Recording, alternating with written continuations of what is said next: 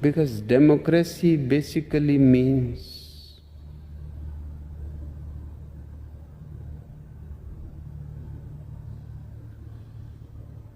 government by the people,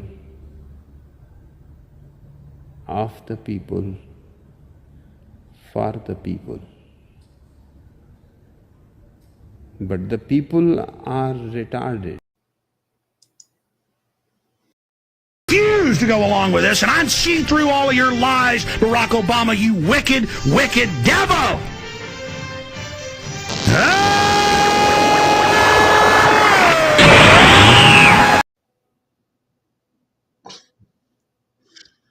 Welcome back, everybody. Another night of Stick with Koolfrogg. I may actually just be alone for this episode. I really tried reaching out to the other two to see if they're actually going to show up. It looked like they were both offline. That could be all right. Could be interesting. Could be fun. Could be different. For anything, hopefully, just everything just works out just fine for me, and I just boomer through the night by myself. All that being said, I do have quite a few little things on the docket for tonight. It seems as though the three officers involved with the George Floyd death have been brought up on some charges. I do have a clip from President Biden. Looked like Daleep Singh had joined Jen Psaki again. We're just going to listen to what he had to say.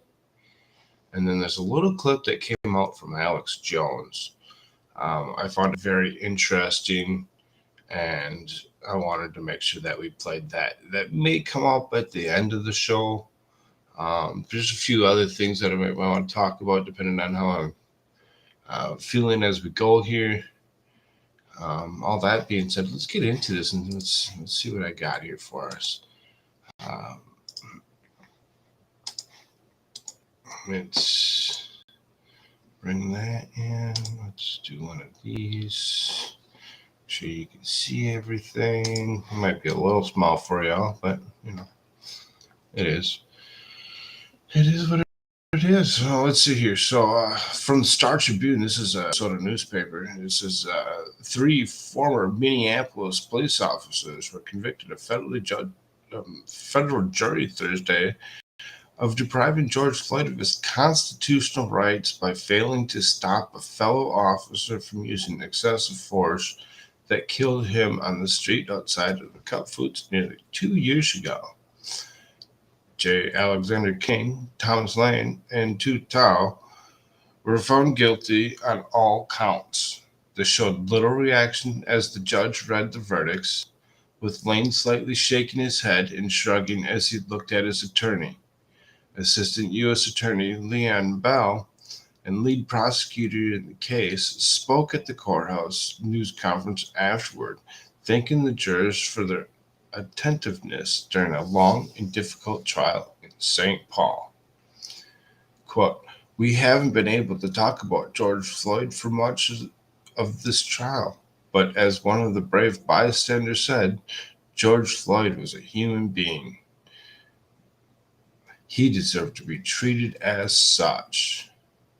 Felonious Floyd said that for the first time since his brother died on May 25th, 2020, feels like he can finally breathe again. I don't even know how to act right now because I'm getting emotional. I got a lot of stuff going through my head. This has been a journey. Please. On behalf of the family, he said, "This is something we want everybody to remember. If you kill somebody, you're going to get time."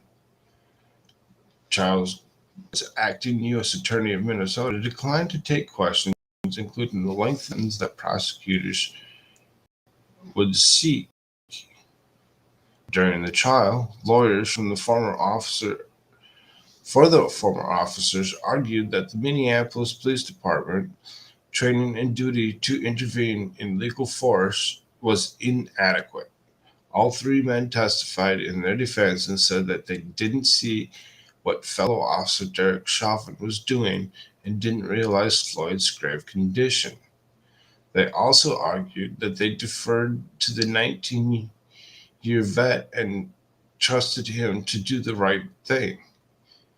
King and Tao were convicted on 2 counts. They were found guilty of failing to intervene in Floyd's behalf as he pleaded for his life and repeatedly said he couldn't breathe while pinned under Chauvin's knee for nearly 9 minutes.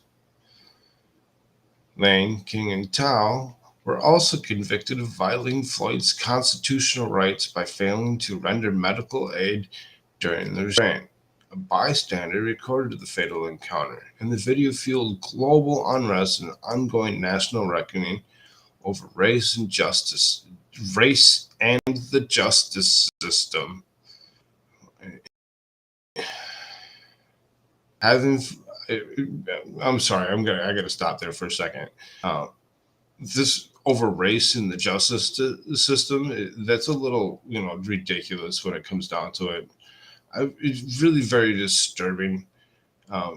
As a white man that had been in trouble with the law for, pretty much my juvenile into young adult age, I did a lot of stupid shit. I didn't blame anybody else for the stupid shit that I did or anything else or whatever. I was treated the way I was treated on purpose by the justice system, by the way I was creating criminal intent on almost all levels. I mean, I was so stupid and did almost everything that I shouldn't have done. Did I blame the justice system for me being stupid and getting in trouble? Absolutely not. If I hadn't had actually gone to jail for the stupid things that I had done, I'd still be out doing the stupid things. Why? Because I wouldn't have known that for doing the stupid thing that there's a consequence. Like resisting arrest. There's always going to be a consequence for resisting arrest. Stop resisting arrest. It's ridiculous.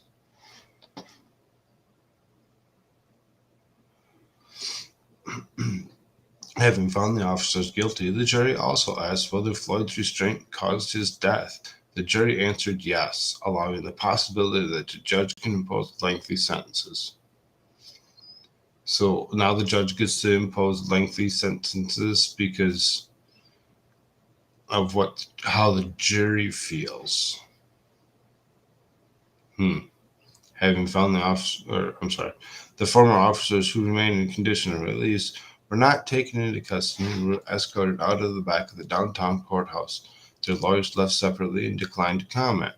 All 3 men faced a second trial for Floyd's death on June 13th in Hennepin County District Court in Minneapolis, where they are accused of aiding and abetting murder and manslaughter. Chauvin was found guilty of murder last April in state court and sentenced to more than 22 years in prison.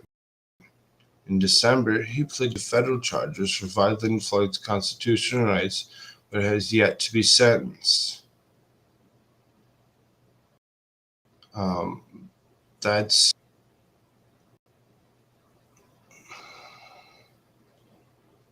Is he still not sentenced? I thought they sentenced him.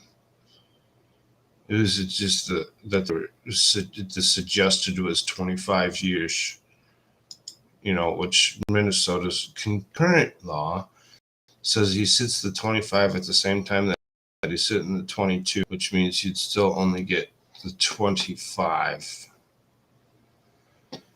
He's being held in the prison in Oak Park Heights. The joint trial of King, Lang, and Tao began in late January. Lawyers made their openings on January 24th and closing arguments Tuesday. 21 witnesses testified in the prosecution, 11 including the 3 defendants for the defense. Jurors began deliberations just after 10 a.m. Wednesday and continued about 13 hours before reaching their verdict just before 4 p.m. Thursday. Floyd's death on Memorial Day stunned the world.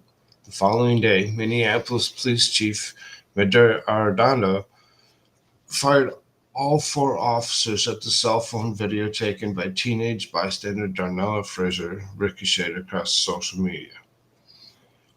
First on the scene outside Cup Foods that day were King and Lane, 2 rookie officers just days off training. They responded to the call from a clerk that Floyd had used a counterfeit 20 to buy cigarettes. The 2 officers first approached Floyd in the Mercedes SUV outside the store and handcuffed him behind his back. They then walked him across the street and tried to get him into the back of the squad vehicle. I mean, there's a little bit more that happened in between there. Anybody that doesn't remember all of that, I mean, there was a, I'm not that kind of guy. I'm not that kind of guy. Stuff going on. He set him down by the building after taking him out of the vehicle and questioned him, asked him his name, asked him to spell his name. George Floyd refused to keep his hands behind his back. He kept trying to shift his arms around the front of his body, which, being cuffed, you really can't do. Stood up and was, escorted across the street slowly. They searched him and he just kept on trying to plead with them. I can't sit in the back seat of the car. I don't want. I can't. I'm not that kind of guy. I just can't do it. I'm not that kind of guy. There's a lot of stuff that just kind of happened. But let's go ahead and let's continue on. It says Floyd repeatedly said that he couldn't breathe and pinned his knee to the back of Floyd's neck, pressing the side of his face into the street. King held down Floyd's lower back while Lane controlled his legs. Well, if you see the footage, you really can see that they didn't really hold down his lower back, and they weren't really in control of his legs that well, or whatever. It wasn't like they were like latched on to him or whatever. Controlling your lower legs when somebody's sitting on your head and neck. I'm sure it can't be that difficult, and I really don't believe that these 2 or 3 should really be. I really don't know. I'd have to look at the court case again to see what they're actually trying to get these guys with. It just really seems a little far-fetched for me that they're going as far as they are.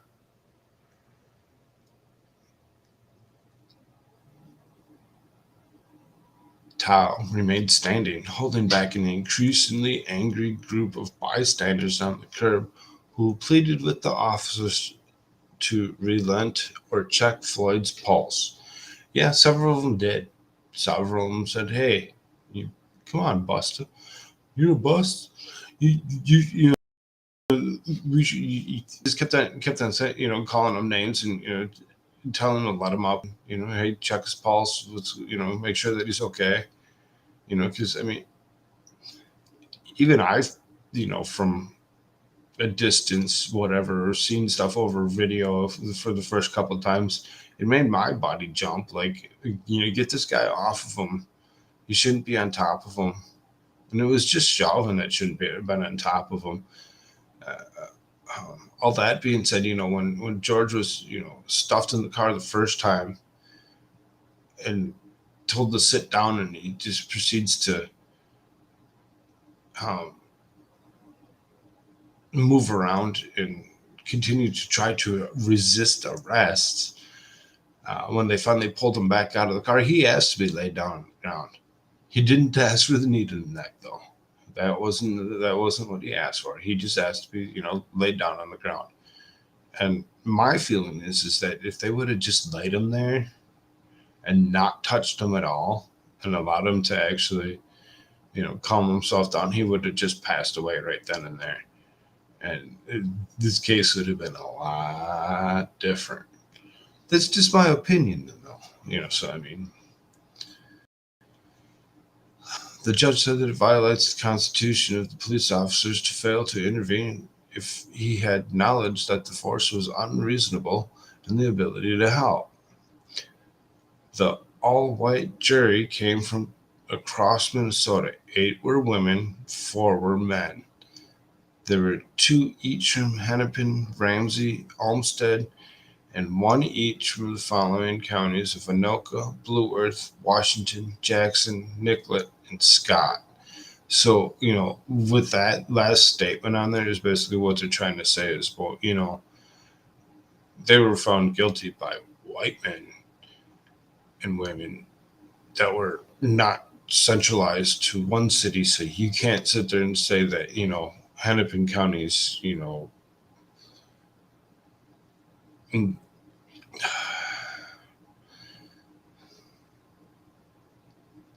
I'm drawing a blank on my thought. Of course, that's how that works.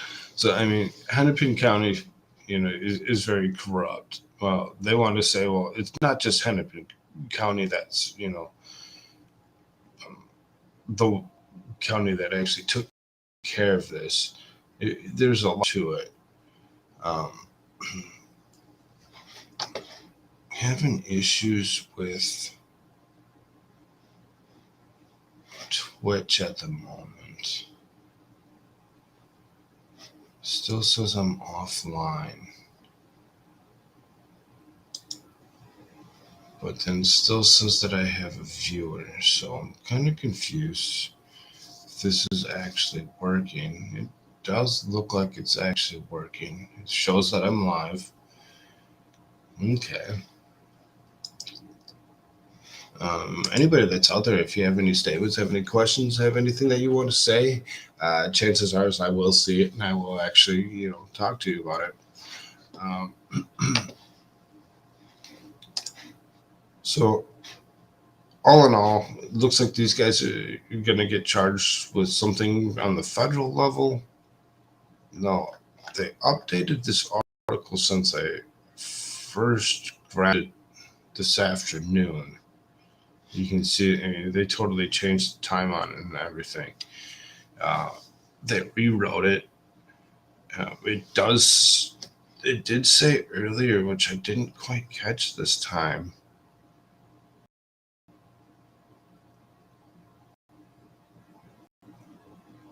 Was charged at the state level now.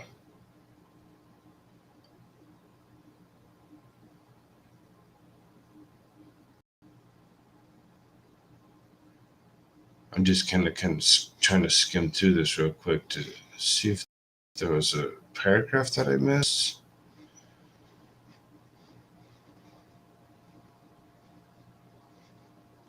If there was part of a paragraph that I missed.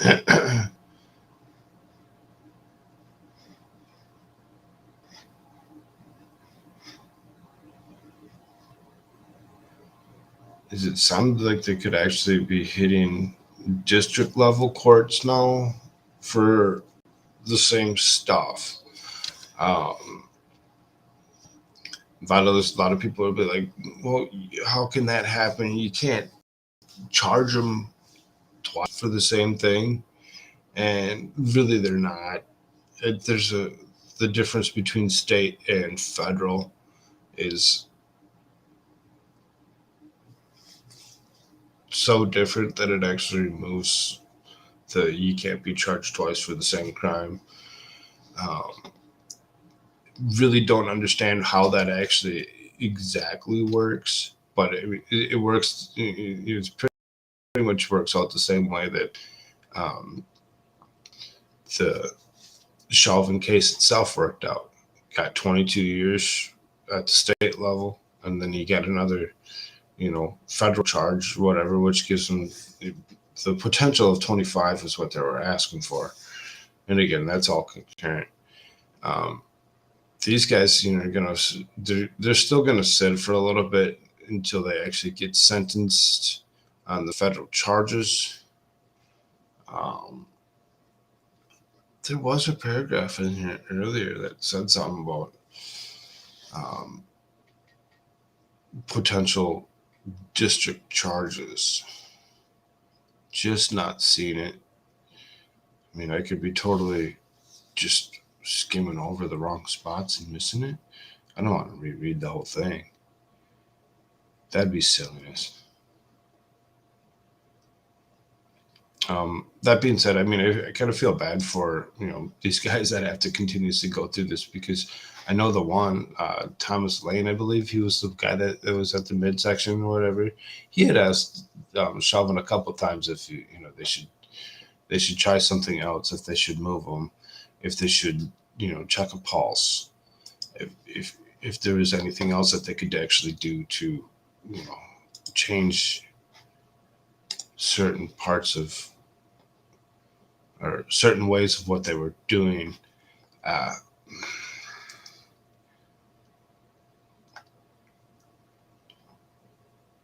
To me, it kind of seems as though there's just kind of continuously pushing for, to keep narrative. And that's really what it comes down to, is pushing and keeping narrative on almost everything. Again, I had a couple other things here. We're going to move on from these guys.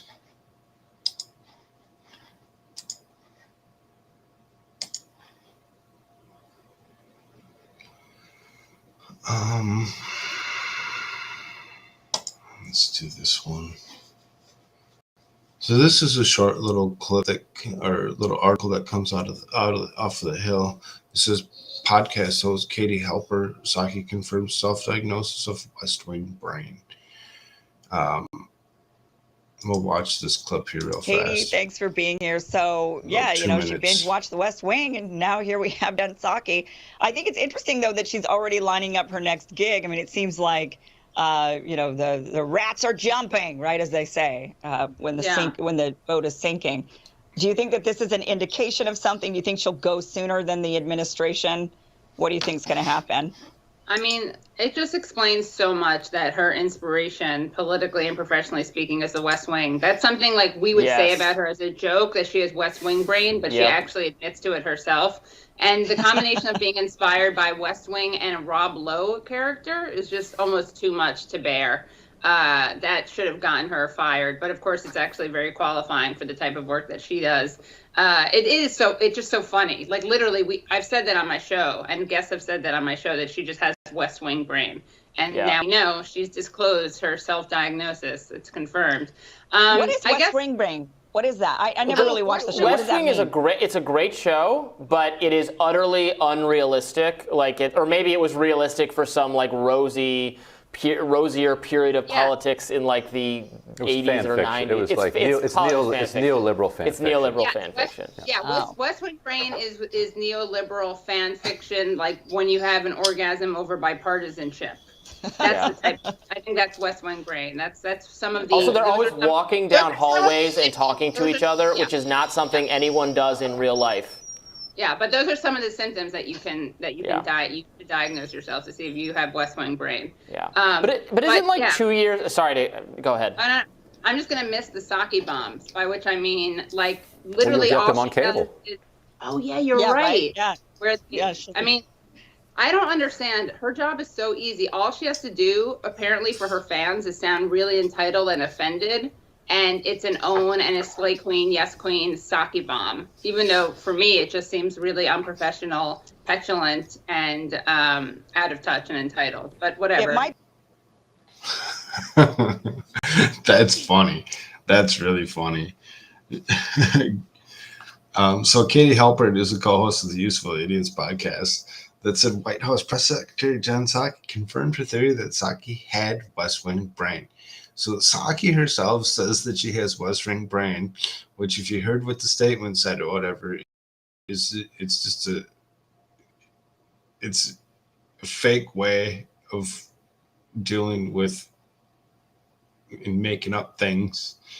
Is outrageous. That's hilarious. After she said that she was inspired to return to politics after binge watching The West Wing. You got inspired by Rob Lowe. That's gross, disgusting. Stop it. the combination of being inspired by West Wing and Rob Lowe character is just almost too much to bear. Rising during this discussion about Saki's possible future in the cable news host, that should have gotten her fired, but of course, it actually very qualifying for the type of work that she does. The Katie Halper show added that she and her guests have said he has West Wing brain. And now we know she disclosed her self-diagnosis. It's confirmed. When Rising co-host Kim Iverson asked what West Wing brain was, and Ryan Grimm says it's a neoliberal fan fiction. You heard it. I played the clip. Neoliberal fan fiction. When you have an orgasm over bipartisanship.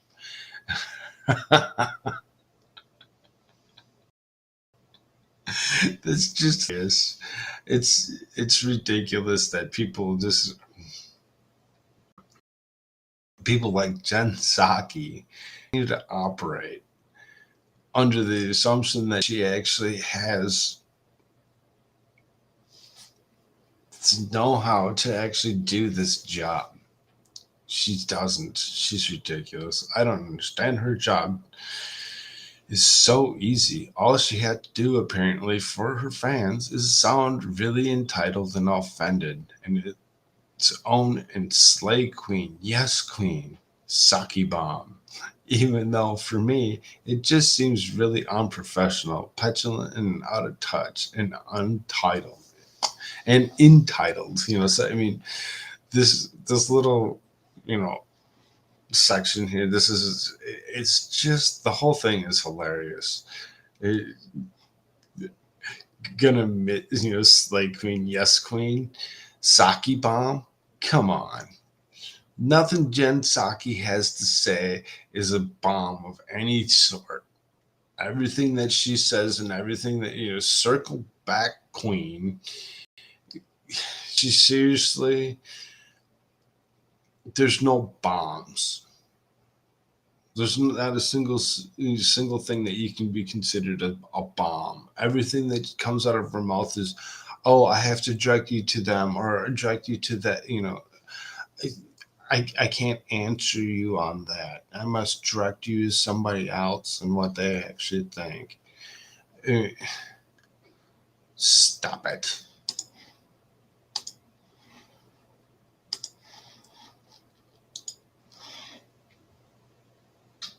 So then, this guy.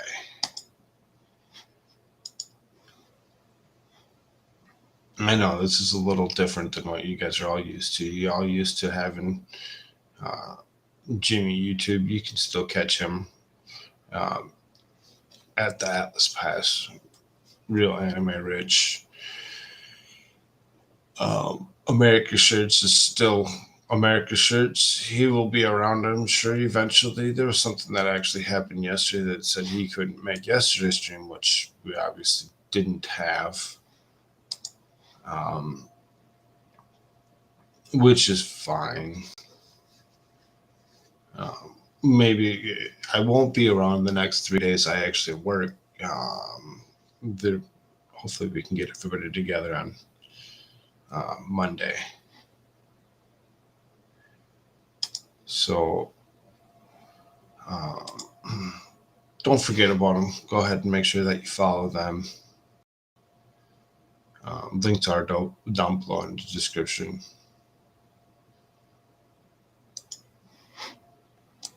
So we really don't care what Jen Psaki has to say. We want to hear what Daleep Singh has to say. So Daleep, if you remember watching me on Tuesday, he had actually shown up and actually had a couple things to say. Today he has a little bit of an addition to what he was saying, and maybe he might be a better person to put up there than what Jen Psaki is. I don't know.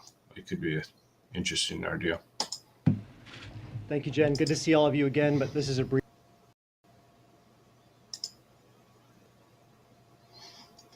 What?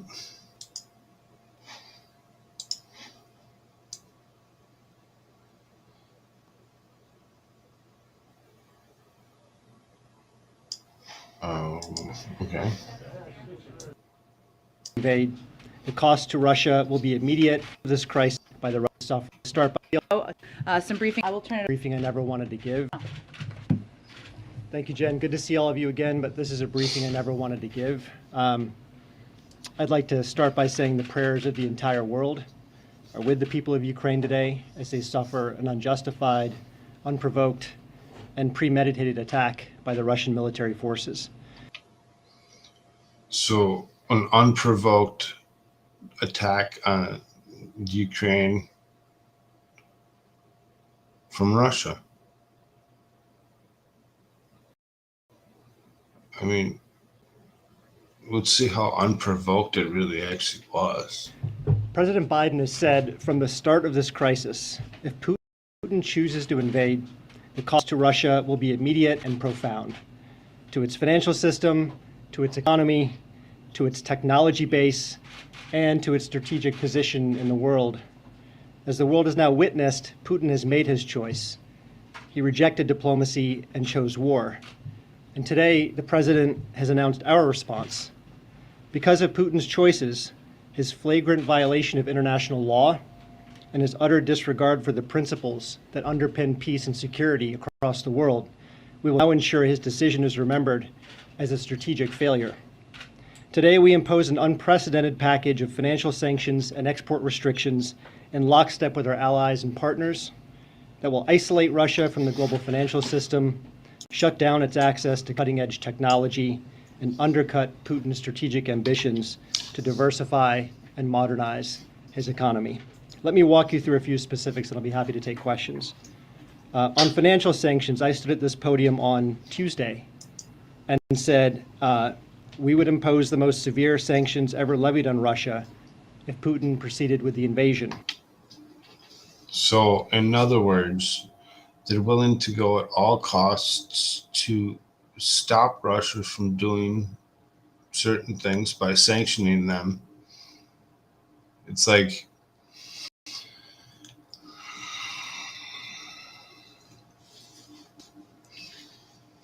going and use a simple one, going and lying to your parents to keep yourself out of trouble, but they know that you're lying. So then instead of actually punishing you, I mean, I'm a little older than some, instead of punishing you and telling you you can't go outside and play with your friends, nowadays it would be take away your cell phone,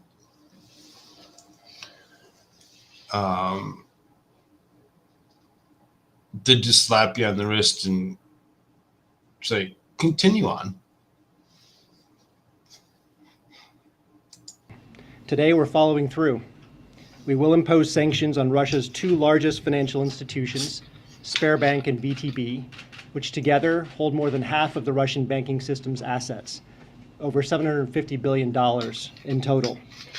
For VTB, we will freeze all of its assets touching the U.S. financial system and prohibit U.S. persons from doing any business with the bank. For Sberbank, we will sever its access to the U.S. financial system. We'll also freeze the assets of and prohibit any business dealings with 3 additional Russian banks with combined assets of over $70 billion. We'll also restrict U.S. investors from providing debt or equity financing for 13 of the most critical Russian state-owned enterprises, which combined have estimated assets nearing $1.5 trillion.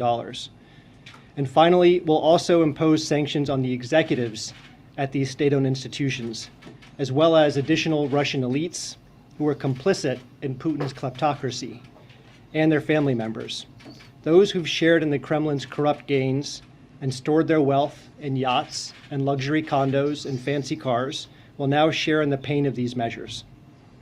In terms of the financial impact, as I said, these are the most impactful and significant sanctions the U.S. has ever taken. But financial sanctions are just one part of our response. We're also unveiling today an expansive and unprecedented set of export restrictions developed in historically close coordination with the European Union, Australia, Japan, Canada, New Zealand, the United Kingdom, and Taiwan.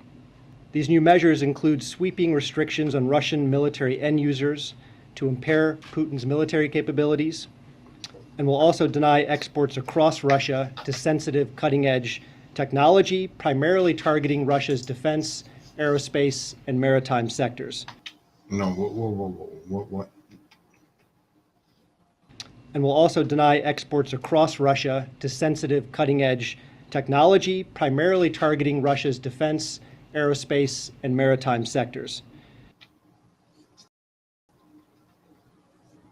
Everything. They're gonna, let's do that again. And will also deny exports across Russia. Deny exports across Russia. So Russia must keep all of their own products, and they're unable to ship anything out at the moment, according to our sanctions. So the sanctions from the U.S. does not include any other country but the U.S. and maybe the UN, or I'm sorry, maybe NATO countries.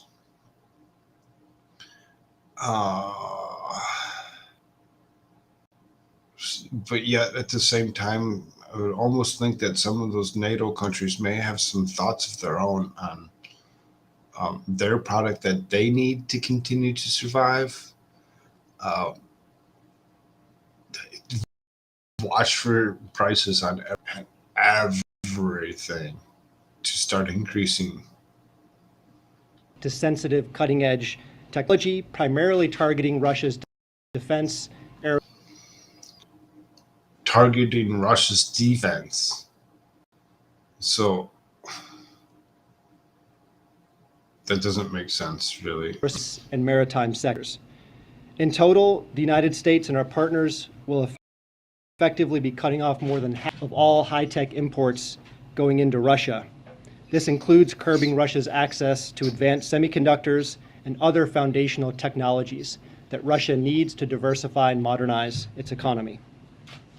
Working in tandem, these financial sanctions and the export controls will undercut Putin's aspirations to project power on the world stage. And those impacts intensified dramatically just today. The Russian stock market plunged over 30% at one point. The Russian stock market plunged about 30% at one point. Like the whole stock market just crashed. Before being halted by local regulators. Before being halted by local regulators. So, they're like, oh, it's crashing. Hurry up, put the safety net out. Catch as much as we can before it actually falls completely out. Because if it falls completely out, we're done. Russia's currency, the ruble, weakened to its weakest value on record against the dollar. Against the dollar, against this money that we feel willy-nilly that we're able to just continue to print out and hand out and say, here's some more money. You take the money. It's okay. It's all paid for. Just take some more money. You don't have to worry about receiving any taxes for the next couple of years, but just here, take our bailout money. Here it is. Anybody that made less than this, here it is. They didn't just hand out stimulus checks for you to go and pay your everyday bills. What they handed out stimulus checks for, what they were actually thinking it was going to be used for, I think it was Kamala Harris that I heard say it. Said something about, we don't want you paying bills, buying groceries, buying the little things. We want you to invest in the big things, help you with those absorbent, costs of like needing to purchase a new vehicle or a new home.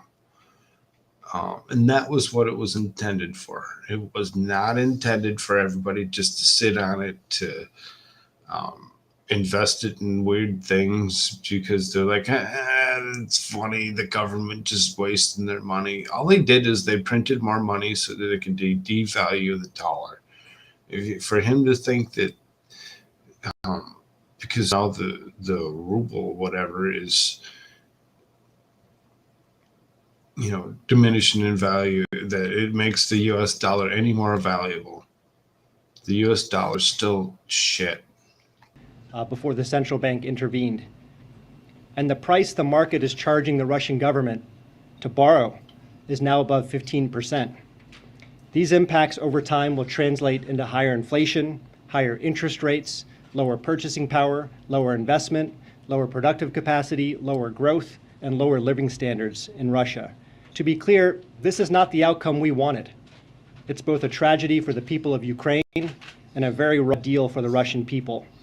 But Putin's war of choice has required that we do what we said, and to ensure this will be a strategic failure. Finally, let me just say a few words about the impact of Russia's choices on the U.S. We've intentionally scoped our sanctions to deliver severe impact on the Russian economy while minimizing the cost to the U.S. as well as our allies and partners. To be clear, our sanctions are not designed to cause any disruption to the current flow of energy from Russia to the world.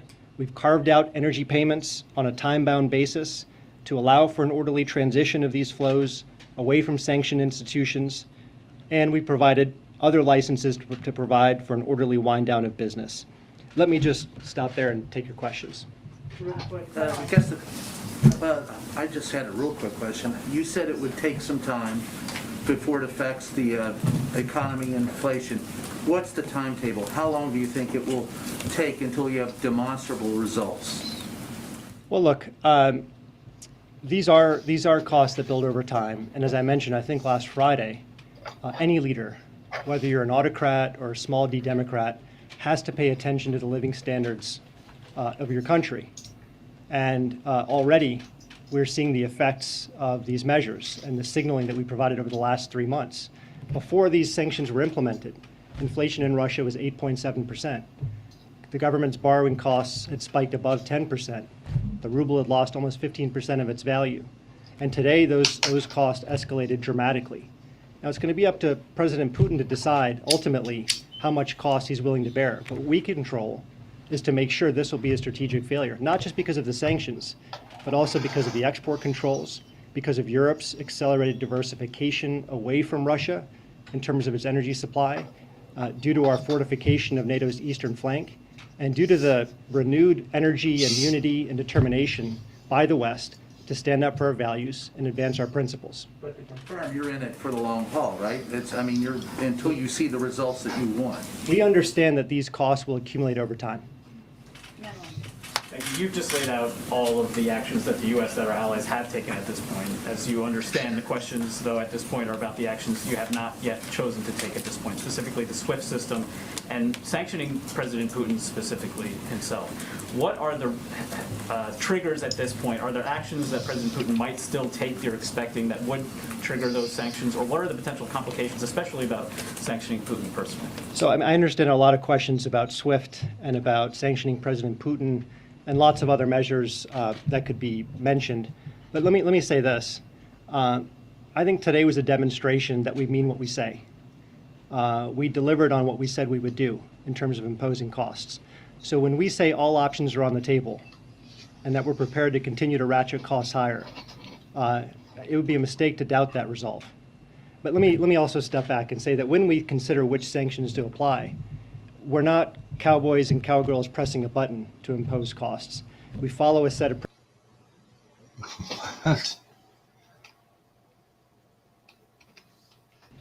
But let me also step back and say that when we consider which sanctions to apply, we're not cowboys and cowgirls pressing a button to... We're not cowboys and cowgirls just pressing a button. Impose costs. We follow a set of principles. We want the sanctions to be impactful enough to demonstrate our resolve and to show that we have the capacity to deliver overwhelming costs to Russia. That's one. Number two, we want them to be responsible, to avoid even the perception of targeting the average Russian civilian, and of course, unwanted spillovers back to the US or the global economy. Number three, we want to stay coordinated. And so we calibrate our sanctions to maximize the chance that we move in lockstep with our allies and partners. Number four, they should be flexible so that we can escalate or de-escalate depending on facts on the ground. And lastly, as I mentioned before, they have to be sustainable. These sanctions work over the long term. That's what will guide our design. Andre.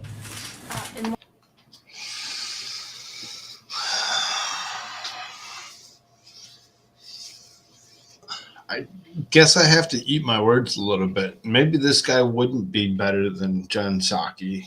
In light of the sanctions that were announced against individuals and entities in Belarus, can you tell us whether there are sanctions against any other countries that are being seriously considered at the moment? And what is the line that a nation would need to cross in this conflict for them to be on the receiving end of sanctions from the U.S.? Well, the Belarus measures were about delivering cost to a country that aided and abetted what we saw yesterday and overnight. But I have nothing else for you in terms of other countries being targeted. JJ. Oh, do you have a question? Oh, yeah, definitely. I know I didn't mean, I was confusing the arms here. You want to go in the middle? Thank you, Daleep. We'll come back to you. I wanted to ask you about some of the carve-outs. There are general licenses for more than a dozen areas, agriculture, energy, and you just said that the importance is to limit the impact on Americans. But I was hoping that you could say, is there a percentage that you can share of the number of exemptions that make up the overall?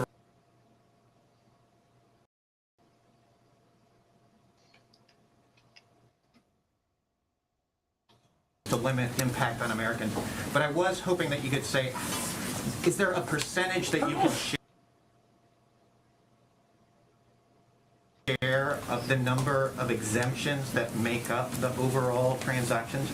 So the general licenses, what percentage of the transactions are under those licenses? I would refer you to Treasury and OFAC for. So, like I just said, I'm gonna eat some of my words on that. Maybe he wouldn't be better than Jen Psaki because he's gonna refer you to somebody else because he doesn't know how to answer the question. For the details on what exactly exempted and the percentage of that would be included. I mean, could you say, is it a third? Is it a half? I mean, is it a small percentage? Is it a high percentage? He doesn't know. I would go back to the principles of our design. The measures themselves and the exemptions are balanced so that we can deliver overwhelming costs while not having unintended consequences. And so that's the principle. But as to the specifics, I'd refer to Treasury. This is supposed to be a press large conference. percentage? I mean, considering. You're supposed to be ready for the press to answer any and all questions. That's the job of the press secretary and her staff. This isn't, let me refer you to somebody else to answer your question because I don't know how to answer it and I didn't do my job today. How important it is to Russia's bottoming? Well, look, where we have an asymmetric advantage is in foreign capital and cutting-edge technology. So that's where we're delivering the most concentrated impact. When it comes to energy, this is the one area where Russia has systemic importance in the global economy. We know it's the second largest natural gas producer in the world. It's also the second largest crude oil producer in the world. That's not to. Right. So being that it's the second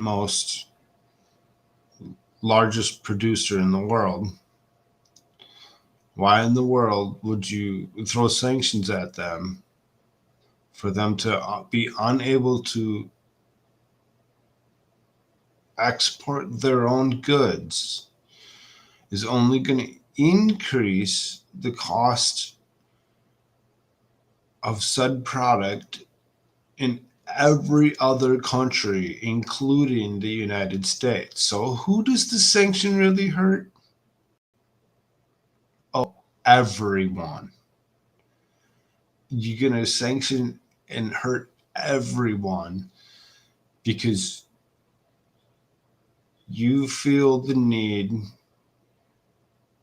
to enter into this war against Russia, against China. Yeah, China's on the Russia's side. So we're going to go ahead and we're going to create or allow this war to go off. And we're going to actually go and create more tensions by sanctioning Russia, which in turn, if we have to sanction all the countries that are involved with Russia and are fighting against the Ukraine, because I'm sure, there is still this, we went through this yesterday, or not yesterday, the day before. There is this CSTO or whatever. So, I mean, these communistic state treaty organization still has footing where they actually help each other, kind of something similar to like NATO,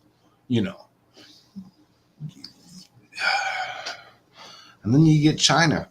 You got China that's sitting there, like, if this is the stuff that the United States is going to do, and they're not going to actually fully join in, they're just going to push troops into the UN to actually guard the border and allow for all this to still occur without actually going in and removing them and restabilizing the country, because that's not something that I really don't see happening. Again, that's just an opinion on my part. I really don't see it happening. All I see happening is we're going to allow it. We're going to allow it. We're going to allow for Putin to continue to invade the Ukraine. And, it looked like they were just going to take a few little sections of the Ukraine and, just kind of make them their own country or whatever. That's not his intent. He had troops massed all the way around the border of the Ukraine, and that's what he's going to do. He's going to remove the Ukraine. To say that we have a dependence on Russia. Russia depends just as much as the world needs its energy. But we're not going to do anything which causes an unintended disruption to the flow of energy as the global economic recovery is still underway. Thanks. Two quick questions, Daleep. One, if Putin takes Kyiv, does that trigger additional sanctions, specifically that scenario? Not going to speculate on particular hypotheticals. And you mentioned the timeline. You've been asked about the timeline. The president said in one of the answers to his questions today, he said, let's have a conversation in a month to see if these sanctions are working. But my question is, what happens in the meantime? Russia is taking over parts of Ukraine, major parts of Ukraine, as we speak. So the world just sits back and watches that happen until these sanctions take effect. Look, we can't dictate Putin's actions. What we can do is what's within our control, and to make sure this is going to be a strategic failure for Russia. And so over the course of the next month, what you can expect is that we'll see an intensifying negative feedback loop in Russian markets. And I've described the elements of that. You'll see record capital outflows. You'll see a weaker currency. You'll see higher inflation. You'll see lower purchasing power. You'll see lower investment. And that negative feedback loop, the velocity of it, is going to be determined by Putin's own actions. And so that's what you should expect on the financial sanctions front. On export controls, what you can see is that over time, this is going to atrophy Russia's capacity to diversify outside of just oil and gas and to modernize the strategic sectors that Putin himself has said he wants to develop: aerospace, defense, IT, lasers, sensors. These sectors all depend on foundational technologies designed and produced by the West. You will begin to see a chilling effect take hold in Russia as those inputs are denied. Thank you. For weeks now, administration officials have repeatedly said, yourself included, that these sanctions are meant to deter and prevent Putin from moving forward, from acting. Can you help us understand why the president said today that no one expected the sanctions to prevent anything from happening? And then secondly, on a quick one on Putin sanctions, without talking about when you might trigger them, can you help us understand what harm they would do to him personally if you were to sanction Putin? Look, on your first question, we don't usually engage in hypotheticals up here at this podium, but let's play this out. Had we unleashed our entire package of financial sanctions preemptively, I think a couple of things might have happened. Number one, President Putin might have said, look, these people are not serious about diplomacy. They're not engaging in a good faith effort to promote peace. Instead, they're escalating. And that could provide a justification for him to escalate and invade. Secondly, he could look at it as a sunk cost. In other words, President Putin could think, I've already paid the price. Why don't I actually take what I paid for, which is Ukraine's freedom?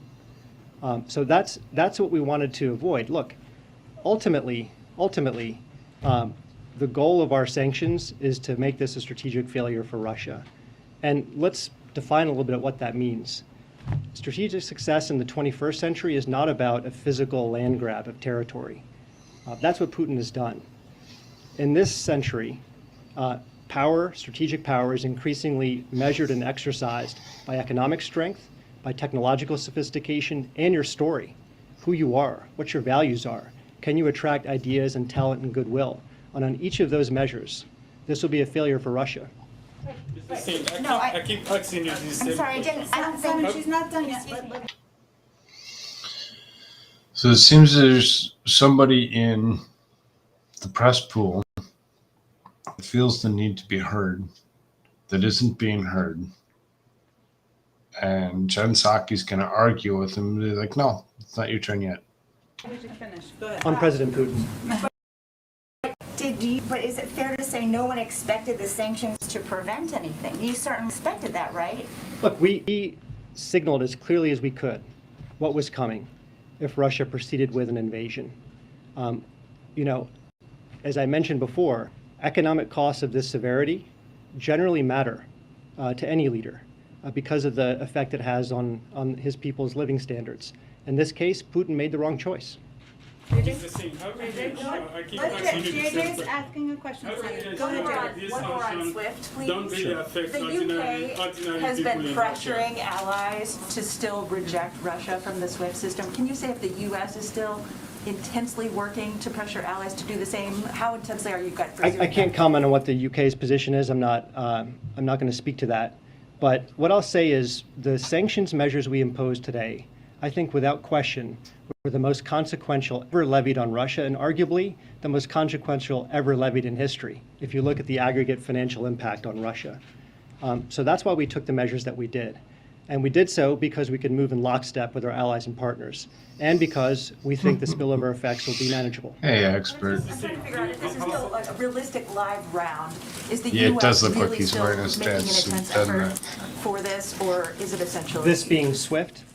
Look, again, I'm just going to repeat, all options are on the table, and we're prepared to ratchet costs higher at a time and place of our choosing. And, President Putin should take that seriously after what he saw today. Michael? Let Michael ask his question. Everybody don't forget to go and, Just two questions. First, sub to the expert. Vladimir Putin. Do you know where his money is? Not going to comment on that. And secondly, just like anybody else, I'm not going to comment. What is the message to Russia at this point on what it would take to roll back and relieve some of the sanctions that you put in place today? Look, the road to diplomacy is always open. Diplomacy is never dead. But in the current circumstance, in the immediate aftermath of an invasion, that option is not available. Right now, we're imposing severe consequences on Russia for its decisions.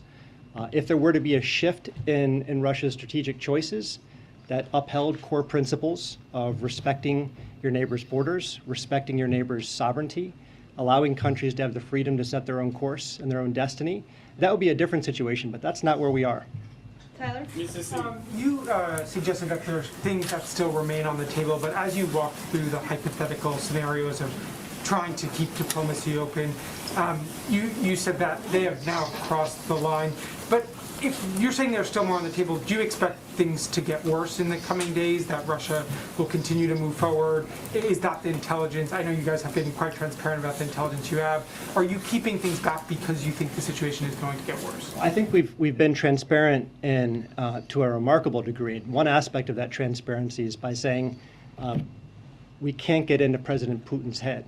And so your question requires me to speculate on how he's thinking about next steps, and I simply can't do that. But just in terms of U.S. intelligence and the way that you are planning out the different sanctions you have and keeping things In on the other words, table, I don't know how is to that a answer your sense that question. It will get worse because you want to hold things back?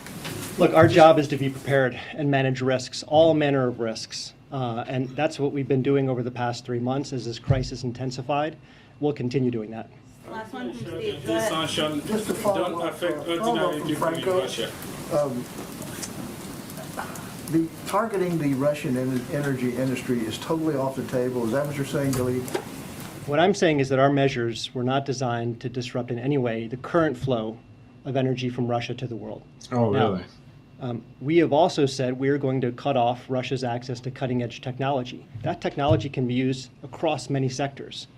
And so as it relates to Russia's long-term productive capacity, we are seeking to degrade that capacity, but nothing in the short term as it relates to energy.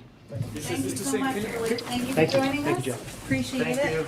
Okay, I know it's late, but we will get to as many people as possible.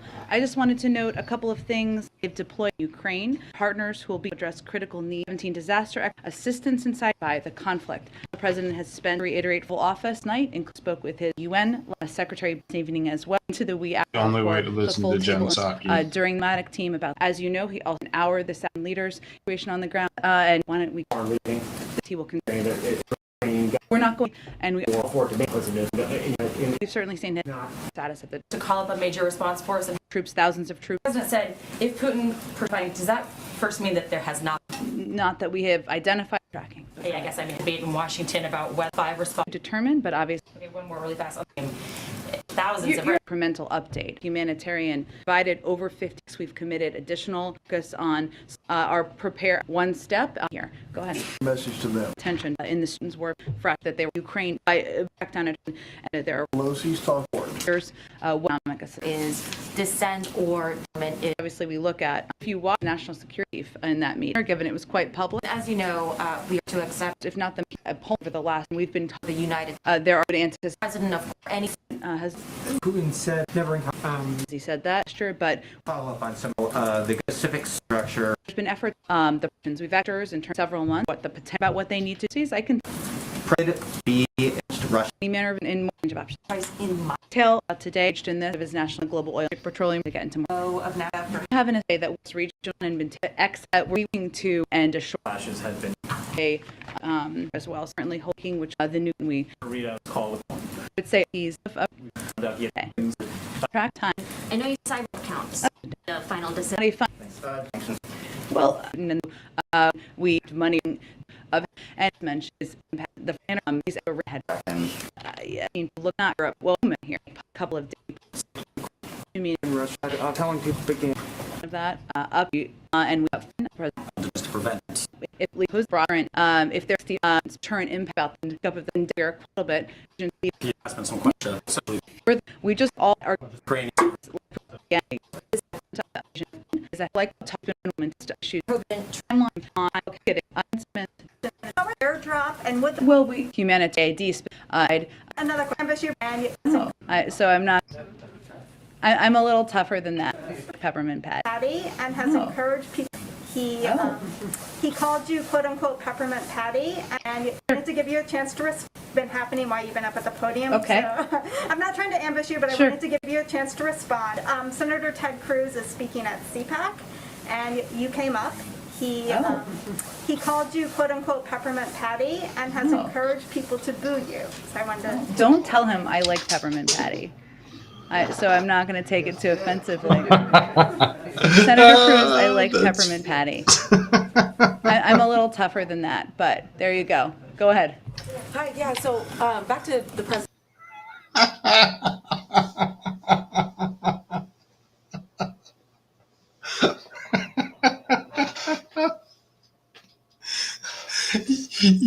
are Pepper Patty. And no, you're not a little tougher than that.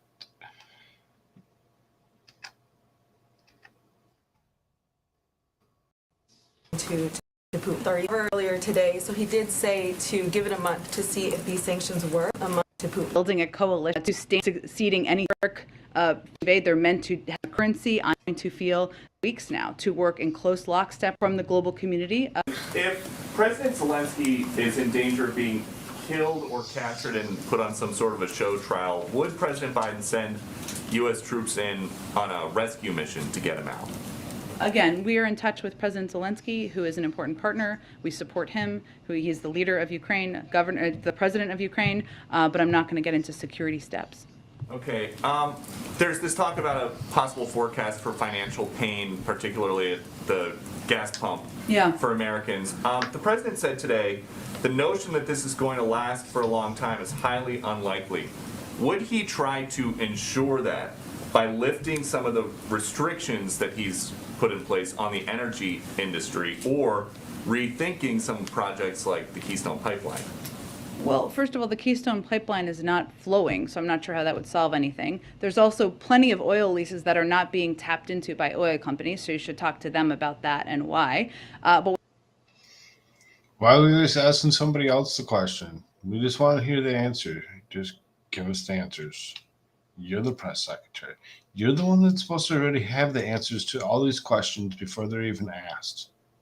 what the president's talking about is we certainly understand, and he said this today, right? May have been a response to your question, I don't remember, but if there's an invasion of another country by a big country, there's going to be impacts on the markets, right? And we certainly anticipated that, and we anticipate that as it relates to the global oil market as well. So that's why the president for weeks now has been engaging with a range of big global suppliers, some in the Middle East, others, to see what we can do to ensure there's supply out there in the market to reduce the impact on the American people. And this is one of the Russian oil industry's best customers, hundreds of thousands of barrels per day. Would the president ever consider ordering U.S. companies to stop importing Russian oil? I don't have any prediction of that at this point, Peter. We announced some significant sanctions today. Our objective is to... If you heard the question, let's listen to that question. It's about oil. Would the president ever consider ordering U.S. companies to stop importing Russian oil? Stopping U.S. companies from importing Russian oil. I don't have any prediction of that at this point, Peter. We announced some significant sanctions today. Our objective is to ensure there is the greatest economic pain on Russia, and not on the Russian people, but on President Putin, and to minimize the impact on the American people, including companies here in the United States. All right, thanks everyone. See you tomorrow. Expand back the Soviet Union.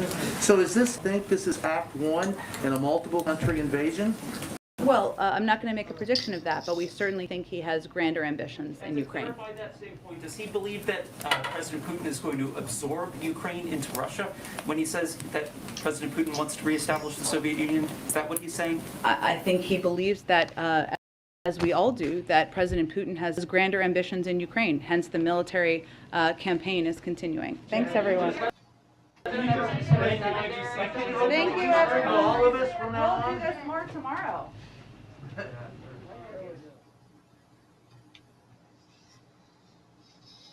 You see the little hand gesture from the freaking sign language person. She said tomorrow, she's like rolling her finger, like, yeah, let's get a move on. We got to move fast because we didn't answer enough questions already tonight. So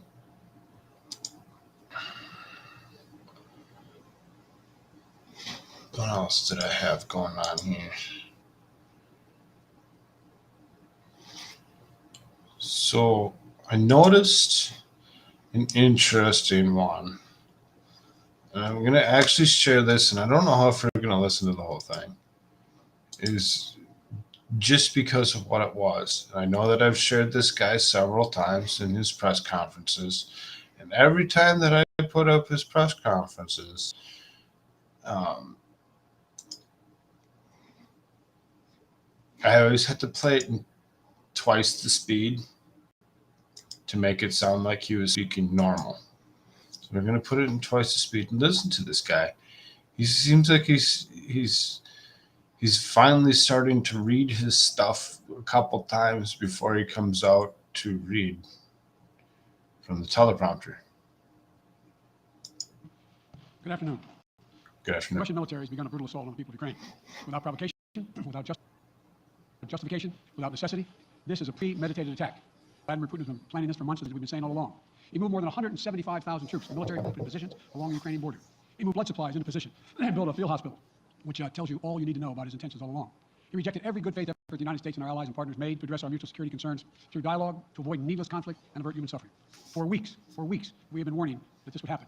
And now it's unfolding largely as we predicted. In the past week, I know I wish I could turn this guy up a little bit more, but he's not. He seems that these microphones are a little quiet. The couple times that I've actually listened to this today, it seems as nobody could actually fix it. It's just their video isn't producing this audio that we would like it to have. we've seen shelling increase in the Donbass, region in eastern Ukraine controlled by Russian backseaters. The Russian government has perpetrated cyber attacks against Ukraine. We saw a staged political theater in Moscow, outlandish and baseless claims that Ukraine was about to invade and launch a war against Russia, that Ukraine was prepared to use chemical weapons, Ukraine committed a genocide. Without any evidence, we saw a flagrant violation of international law in attempting to unilaterally create two new so-called republics on sovereign Ukrainian territory. And at the very moment that the United Nations Security Council was meeting to stand up for Ukraine's sovereignty, to stave off invasion, Putin declared his war. Within moments, missile strikes began to fall on historic cities across Ukraine. Then came the air raids, followed by tanks and troops rolling in. We've been transparent with the world. We've shared declassified evidence about Russia's plans and cyber attacks and false pretexts so that there could be no confusion or cover-up about what Putin was doing. Putin is the aggressor. Putin chose this war, and now he and his country will bear the consequences. Today, I'm authorizing additional strong sanctions and new limitations on what can be exported to. This is going to impose severe cost on the Russian economy, both immediately and over time. We have purposely designed these sanctions to maximize the long-term impact on Russia and to minimize the impact on the United States. Y'all noticed there was no new parts under the previous administration. States and our allies. I want to be clear. The United States is not doing this alone. For months, we've been building a coalition of partners representing well more than half the global economy. 27 members of the European Union, including France, Germany, Italy, as well as the United Kingdom, Canada, Japan, Australia, New Zealand, and many others, to amplify the joint impact of our response. I just spoke with the G7 leaders this morning. We're in full and total agreement. We will limit Russia's ability to do business in dollars, euros, pounds, and yen to be part of the global economy. We'll limit their ability to do that. We're to finance and grow the Russian military. We're going to impose major, and we're going to impair their ability to compete in high-tech 21st century economies. We've already seen the impact of our actions on Russia's currency and the ruble, which early today hit its weakest level ever in history. The Russian stock market plunged today. The Russian government borrowing rate spiked by over 15%. Today's actions, we've announced Russian banks that together hold around $1 trillion in assets. We cut off Russia's bank, a bank that holds more than 1/3 of Russia's banking assets by itself, cut it off from the U.S. financial system. And today, we're also blocking 4 more major banks. That means every asset they have in America will be frozen. This includes VTB, the second largest bank in Russia, which has $250 billion in assets. As promised, we're also adding the names to the list of Russian elites and their family members that were sanctioned as well. As I said on Tuesday, these are people who personally gain from the Kremlin's policies, and they should share in the pain. We will keep up this drumbeat of those designations against corrupt billionaires in the days ahead. On Tuesday, we stopped the Russian government from raising money from U.S. or European investors. Now we're going to apply the same restrictions to Russia's largest state-owned enterprises, companies with assets that exceed $1.4 trillion. Some of the most powerful impacts of our actions will come over time, as we squeeze Russia's access to finances and technology for strategic sectors of its economy and degrade its industrial capacity for years to come. Between our actions and those of our allies and partners, we estimate that we'll cut off more than half of Russia's high-tech imports. It'll strike a blow to their ability to continue to modernize their military. It'll degrade their aerospace industry, including their space program. It'll hurt their ability to build ships, reducing their ability to compete economically. And it will be a major hit to Putin's long-term strategic ambitions. And we're preparing to do more. In addition to the economic penalties we're imposing, we're also taking steps to defend our NATO allies, particularly in the East. Tomorrow, NATO will convene a summit. We'll be there to bring together the leaders of 30 allied nations and close partners to affirm our solidarity and to map out the next steps we will take to further strengthen all aspects of our NATO alliance. Although we provided over $650 million in defensive assistance to Ukraine just this last year, let me say it again. Our forces are not and will not be engaged in the conflict with Russia in Ukraine. Our forces are not going to Europe to fight in Ukraine, but to defend our NATO allies and reassure those allies in the East. As I made crystal clear, the United States will defend every inch of NATO territory with the full force of American power. And the good news is, NATO is more united and more determined than ever.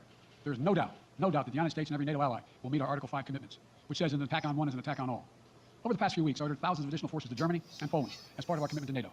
On Tuesday, in response to Russia's aggressive action, including its troop presence in Belarus and the Black Sea, I've authorized deployment of ground and air forces already in Europe to NATO's eastern flank allies, Estonia, Latvia, Lithuania, Poland, and Romania. Our allies have also been stepping up, adding the other allies, the rest of NATO, adding their own forces and capabilities to ensure collective defense.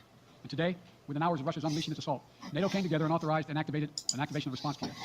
This will enable NATO's high forces to deploy and when and where they're needed, protect our NATO allies on the eastern boundaries of Europe. And now I'm authorizing additional U.S. force capabilities to deploy to Germany as part of NATO's response, including some of the U.S.-based forces that the Department of Defense placed on standby weeks ago. I've also spoken with Defense Secretary Austin and Chairman of the Joint Chiefs, General Milley, about preparations for additional moves should they become necessary to protect our NATO allies and support the greatest military alliance in the history of the world, NATO. As we respond, my administration is using every tool at its disposal to protect American families and businesses from rising prices at the gas pump. You know, we're taking active steps to bring down the cost, and American oil and gas companies should not exploit this moment to hike their prices to raise profits. You know, in our sanctions package, we specifically designed to allow energy payments to continue. We are closely monitoring energy supplies for any disruption. We've been coordinating with major oil-producing and consuming countries toward our common interest to secure global energy supplies. We are actively working with countries around the world to elevate collective release from the strategic reserves of major consuming countries. The United States will release additional oil as conditions warrant. This is hard, and the Americans are already hurting. I do everything in my power to limit the pain the American people are feeling at the gas pump. This is critical to me. But this aggression cannot go unanswered. If it did, the consequences for America would be much worse. America stands up to bullies. We stand up for freedom. We stand up to bullies. We stand for freedom. Now you're going to say that we stand for freedom? You've been pushing against everybody's freedoms for the last year. This is who we are. Let me also repeat the warning I made last week. If Russia pursues cyber attacks against our companies, our critical infrastructure, we are prepared to respond. We've been working closely with our private to harden our cyber defenses, sharpen our ability to respond to Russian cyber attacks as well. I spoke last night to President Zelensky of Ukraine, and I assured him that the United States, together with our allies and partners in Europe, will support the Ukrainian people as they defend their country. We'll provide humanitarian relief to ease their suffering. In the early days of this conflict, Russian propaganda outlets will keep trying to hide the truth and claim success with military operation against a made-up threat. But history has shown, time and again, how swift gains in territory eventually give way to grinding occupations, acts of mass civil disobedience, and strategic dead ends. The next few weeks and months, we harden the people of Ukraine. Putin has unleashed a great pain on them. But the Ukrainian people have known 30 years of independence. They've repeatedly shown that they will not tolerate anyone who tries to take their country backwards. This is a dangerous moment for all of Europe, for the freedom around the world. Putin has committed an assault on the very principles that uphold the global peace. But now, the entire world sees clearly what Putin and his Kremlin allies are really all about. This was never about a genuine security concerns on their part. It was always about naked aggression, about Putin's desire for empire by any means necessary, by bullying Russia's neighbors through coercion and corruption, by changing borders by force, and ultimately by choosing a war without a cause. Putin's actions betray a sinister vision for the future of our world, one where nations take what they want by force. But it is a vision that the United States and freedom-loving nations everywhere will oppose with every tool of our considerable power. The United States and our allies and partners will emerge from this stronger, more united, more determined, and more purposeful. And Putin's aggression against Ukraine will end up costing Russia dearly, economically and strategically. We will make sure of that. Putin will be a pariah on the international stage. Any nation that countenances Russia's naked will be stained by association. The history of this era is written. Putin's choice to make a totally unjustifiable war on Ukraine will have left Russia weaker and the rest of the world stronger. Liberty, democracy, human dignity, these are the forces far more powerful than fear and oppression. They cannot be extinguished by tyrants like Putin and his armies. They cannot be erased by from people's hearts and hopes by any amount of violence and intimidation. They endure. In the contest between democracy and autocracy, between sovereignty and subjugation, make no mistake, freedom will prevail. God bless the people of a free and democratic Ukraine. May God protect our troops. Associated Press, Zeke. President Putin at this point, and what interactions have you had with the Russian government? I heard the first part. Do I have any plans to speak with Putin at this point? And what communications have you had with the Kremlin as far as military operations in Ukraine and making sure this does not spiral into a larger conflict? Well, it's a large conflict already. The way we're going to ensure it's not going to spiral to a larger conflict is by providing all the forces needed in the Eastern European nations that are members of NATO. NATO is more united than it's ever been, and I have no plans to talk to Putin. He has no plans to talk to Putin. Tarina. Mr. President, you didn't mention SWIFT in your sanctions that you announced. Is there a reason why the U.S. Isn't doing that? Is there disagreement among allies regarding SWIFT and whether Russia should be allowed to be part of it? The sanctions that we propose on all their banks are of equal consequence, maybe more consequence than SWIFT, number one. Number two, it is always an option, but right now that's not the position that the rest of Europe wishes to take. Cecilia Vega, ABC. Sir, sanctions clearly have For not now, been that's not what the rest of Europe wants to take. How and when does They this don't end? want Do to you see him trying to go beyond use Ukraine? the And a second question I'll just give to you now. This statement he banking gave last night, thing, the threat that he gave, because they know what it greater does. than any you have faced in history. Is he threatening a nuclear strike? I have no idea what he's threatening. I know what he has done, number one. Number two, no one expected the sanctions to prevent anything from happening. It has to show, this is going to take time, and we have to show resolve, so he knows what's coming. And so the people of Russia know what he's brought on them. That's what this is all about. This is going to take time. It's not going to occur. He's going to say, oh my God, these sanctions are coming, I'm going to stand down. He's going to test the resolve of the West to see if we stay together, and we will. We will, and it will impose significant costs on him. Will he go beyond Ukraine, sir? Do you see him going? Yes. Two topics, just really quick. First, markets are down and gas prices are up. I know you always stress the difference between Wall Street and Main Street, but everybody seems to be in certain economics, and gas prices are up. I know you see him going. Yes. Two topics, just really quick. First, markets are down and gas prices are up. Why does he give them the smirk? What is Joe Biden's issue with Peter Doocy? What is this issue? I'm so sick of his crap. Stop it. I know you always stress the difference between Wall Street and Main Street, but everybody seems to be in for some economic pain. How economically painful is it going to get people in this country? And I do have one more question. First of all, there's no doubt that when a major nuclear power attacks and invades another country, that the world is going to respond, and markets can respond all over the world. So there's no doubt about that. Number one. Number two, the notion that this is going to last for a long time is highly unlikely. As long as we continue to stay resolved in imposing the sanctions we're going to impose on Russia, period. What's the next question? I'm sorry. The next question is, did you underestimate Putin, and would you still describe him the way that you did in the summer as a worthy adversary? At the time, he was, I made it clear as an adversary, and I said he was worthy. I didn't underestimate him. And I've read most of everything he's written. Did you read it? I'm not being a wise guy. You heard the speech he made, almost an hour's worth of speech, is why he was going into Ukraine. He has much larger ambitions in Ukraine. He wants to, in fact, reestablish the former Soviet Union. That's what this is about. And I think that his ambitions are completely contrary.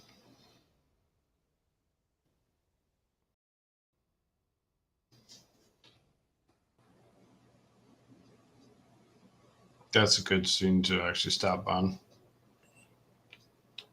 And would you still describe him the way that you did in the summer as a worthy adversary? At the time, he was, I made it clear as an adversary, and I said he was worthy. I didn't underestimate him. And I've read most of everything he's written. Did you read it? I'm not being a wise guy. You heard the speech, almost an hour's worth of speech, is why he was going into Ukraine. I shouldn't. I sound like a wise guy. Let's put this at regular speed.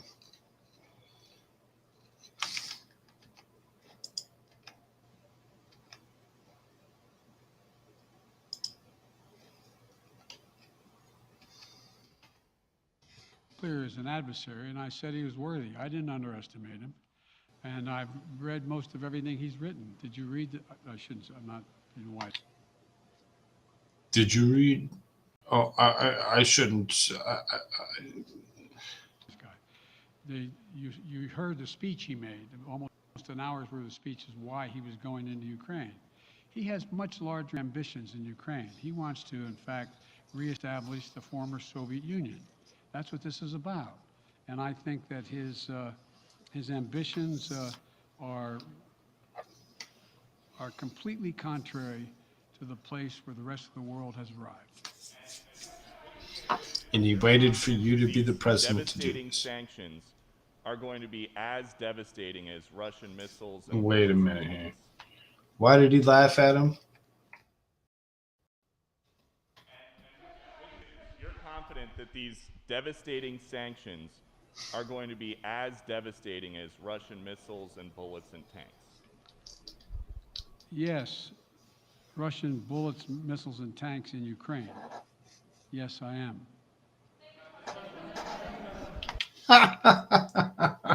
Did he answer the question?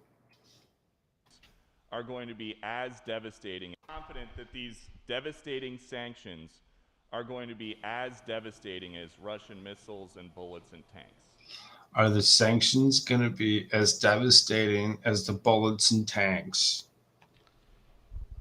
Yes.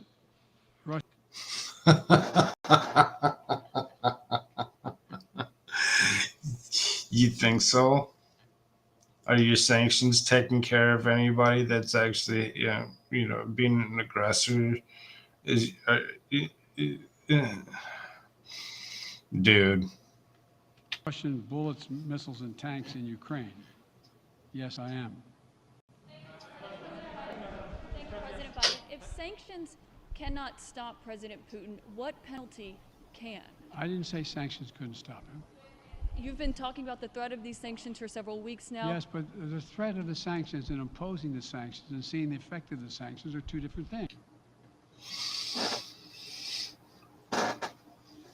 Yeah, they are two different things. You do one or you don't. If you're going to do the sanctions, do the sanctions. If you're not going to do the sanctions, quit talking about them. But when you continuously reportedly talk about them, it makes us think that you're doing them. You're going to use these sanctions against them. And the second that you sanction them, God, you're so stupid. They're two different things. And he's going to begin to see the effect of of the sanctions. And what will that do? Will that change his mindset here, given he's Because it attacking will so Ukraine as we weaken his speak? country that he'll have to make a very, very difficult choice as to whether to continue to move toward being a second-rate power or, in fact, respond. You said in recent weeks, big nations cannot bluff when it comes to something like this. You recently said that the idea of personally sanctioning President Putin was on the table. Is that a step that you're prepared to take? And if It's not a bluff, it's on the table. sanctioning President Putin? Yes. Why not sanction him today, sir?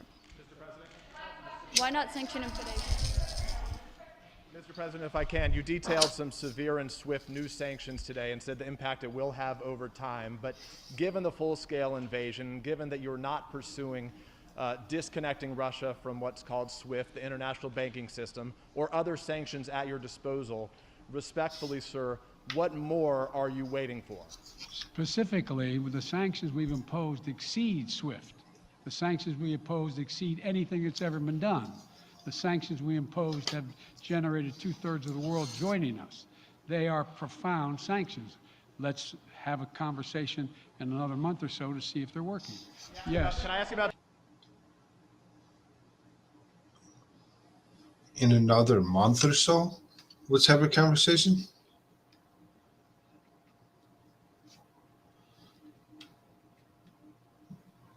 Why are we waiting that long? Generated 2/3 of the world joining us. They are profound sanctions. Let's have a conversation in another month or so to see if they're working. Yes. Can I ask you, Zelensky? Sir, you spoke to Vladimir Zelensky yesterday, sir. What's the risk that we are watching the beginning of another Cold War, and is there now a complete rupture in U.S. and Russian relations? There is a complete rupture right now in U.S.-Russian relations if they continue on this path that they're on. And If they continue, war, that depends. you think he picked and chose when it was the best time to do this? He didn't do it during the previous administration. Europe, around the world. And so it's going to be a cold day for Russia. The idea, you don't see a whole lot of people coming to his defense. And are you, if I could follow up, sir, are you urging China to help isolate Russia? Are you urging China to help isolate Russia? I'm not prepared to comment on that at the moment. He's not prepared because he knows that China is backing Russia. Wait, no. Yeah. No. He's had his hand up a long time. Thank you, Mr. President.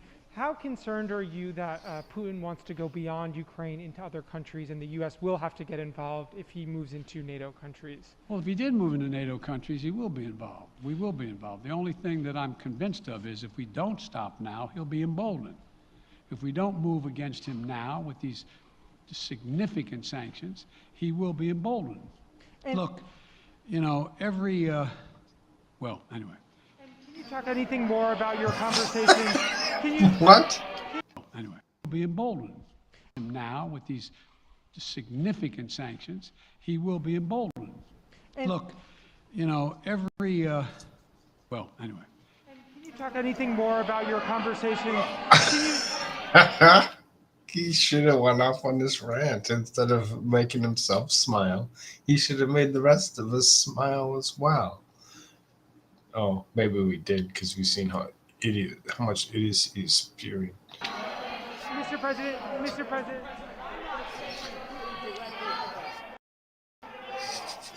Oh, he's gonna call in another person?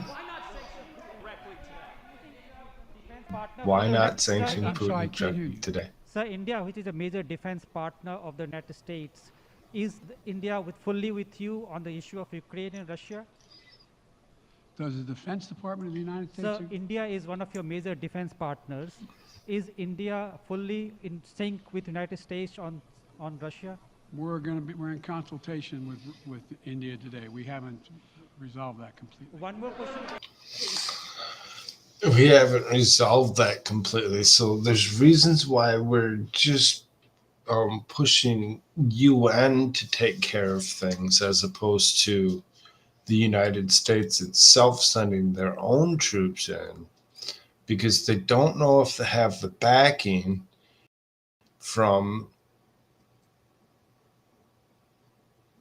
allied countries such as India.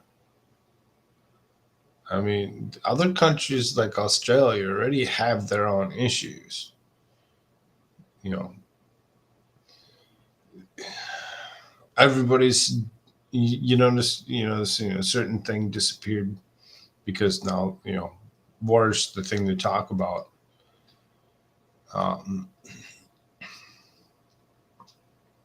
Just I don't know. This guy's ridiculous. These countries that are actually out there.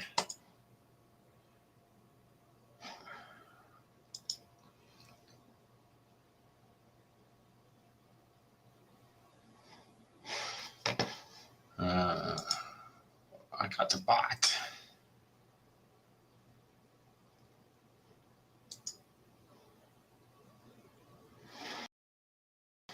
So I mean, there's out there that aren't really exactly backing the United States on what they're actually doing right now with the war against Russia and to actually back to Ukraine. So I mean, I guess that would be an interesting. Maybe I should actually see if I can't do something and show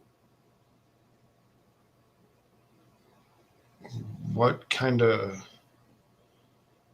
relationship between India and the Ukraine or India and Russia were before this all occurred compared to India versus the United States, because India is pretty much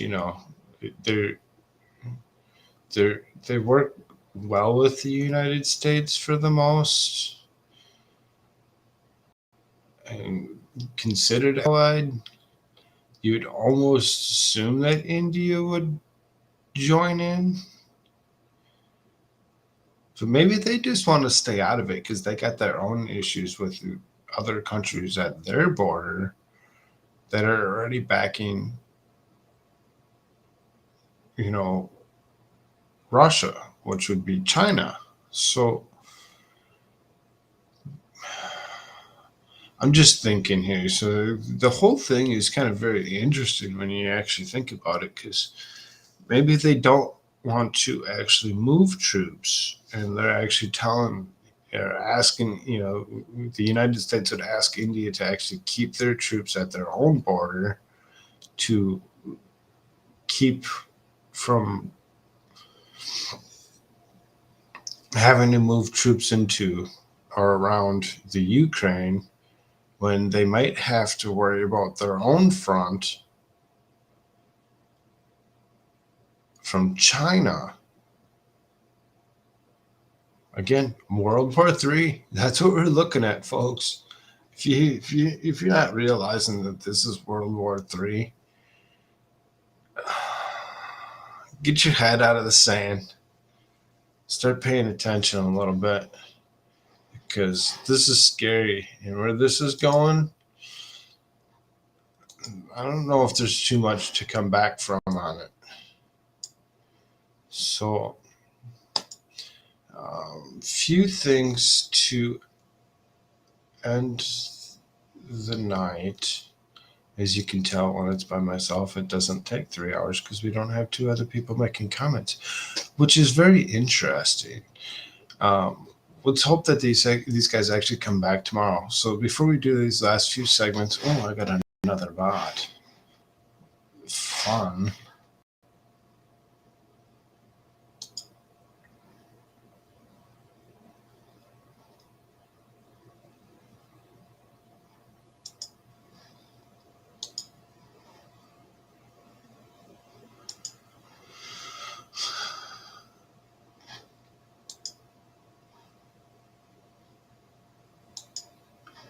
Sorry, just taking care of bots.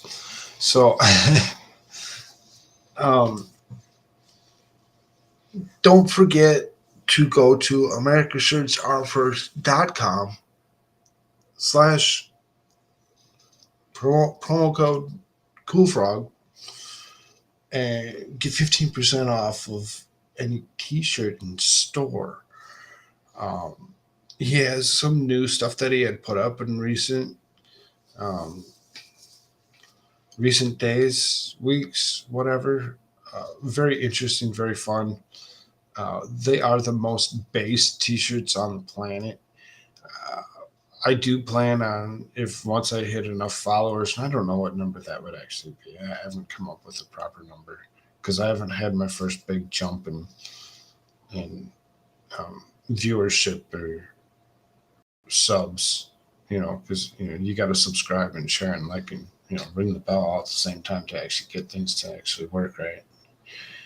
And as soon as I get enough subs, I'd actually go and I'd turn on a camera. And before I turn on the camera, I'd make sure that I had the backing and enough funds to actually purchase America's shirts, and I'd wear his shirts on video, so that way we could actually kind of promote specific shirts and what they actually feel like, how comfortable they are. It could be an interesting ordeal when that comes down to it. Jimmy YouTube at the Atlas Pass. You can make sure that you follow him. If you like the artwork that you see, even just on my own logo, this little frog dude that he drew all those. So any of these giants that you see around, that's all his artwork. If you like what he does, you're interested in other things that he's got some stuff that he's working on. He's got a channel on YouTube. He's also got some other stuff that he's working on to put out some videos of his own, which is very fun and interesting to all at the same time. Make sure you follow him, give him a sub. So before we actually go, there's a couple more. There's a short little video here that I was going to actually, because this is the Alex Jones part of it.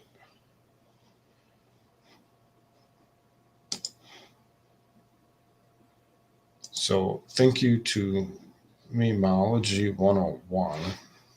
You're the bomb. You know how to do it.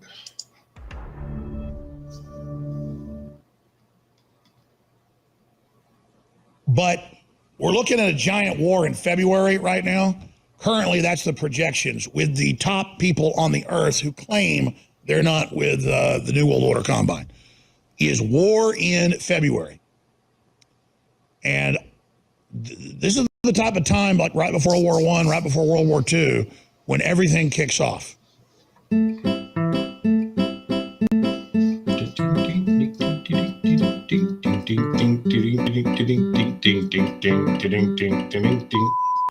The prophecy is true. When Alex Jones is right again. Thank you, Memology 101. You're the best. Everybody should actually go sub to Memology 101 and actually give him some support and love. Also, he really does a good job at everything that he does. I really like that. And I am the one and only Koolfrogg. You can actually come and you can follow me almost everywhere. There's a link tree down below. It's linktree/Koolfrogg. That's KOOLFROGG. You can actually support me immediately by going to buymeacoffee.com/Koolfrogg.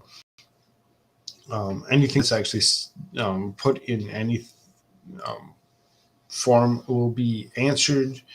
I will try reading those live as well. Show some support, show some love. Let's get this, get everybody up and going. Let's get everybody happy, get everybody, excited about actually doing what they're doing. We've been doing this for a little while, and it seems as we've got a little bit of a fight a little bit here. So we're going to work with each other. We're going to get things going, and